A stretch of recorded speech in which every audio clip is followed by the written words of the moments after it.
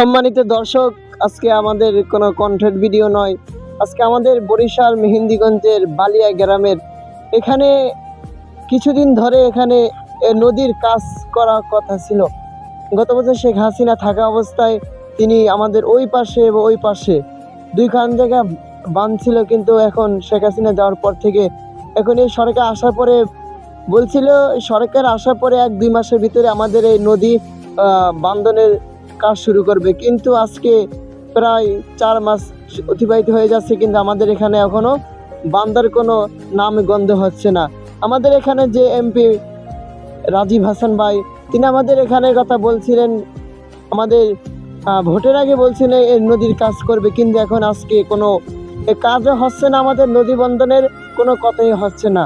তাই আমাদের এই নদী বন্ধন যদি না করা হয় তাহলে আমাদের এখানের মানুষ যারা থাকে দিকে বাড়িঘর সব ভেঙে ফেলবে।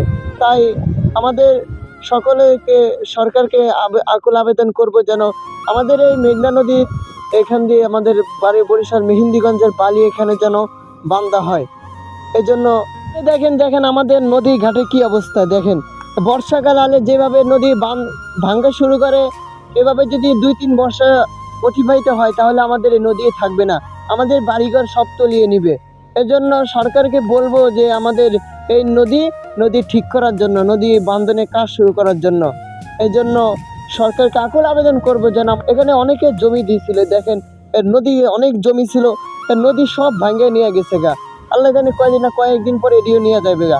যদি এখন যদি এই সকল কাজ যদি সময় মতো না করা হয় তাহলে এখানের মানুষ যারা থাকে তারা থাকতে পারবে না। এই ভোটের আগে সবাই বলছে যে এই কাজ শুরু করবে, কিন্তু এখন নির্বাচনের পরে কারো কোনো খবরই নাই। এজন্য সরকারকে বলবো যে আমাদের এই কাজটা করার জন্য, যদি না কাজ করা হয় তাহলে আমাদের এখানে মানুষ অনেক ভোগান্তি পড়বে। এজন্য আমার ভিডিওটা দেখার জন্য সকলে প্রচুর পরিমাণ শেয়ার করবেন, যাতে করে সকল ভাই এই ভিডিওটা শেয়ার করতে পারে এবং সকলের কাছে পৌঁছে দেয় আমাদের বরিশাল মেহেন্দিগঞ্জের বালিয়া গ্রামের এই অবস্থা। ধন্যবাদ সকলকে আমার এই ভিডিও শেষ পর্যন্ত দেখার জন্য। আসসালামু আলাইকুম।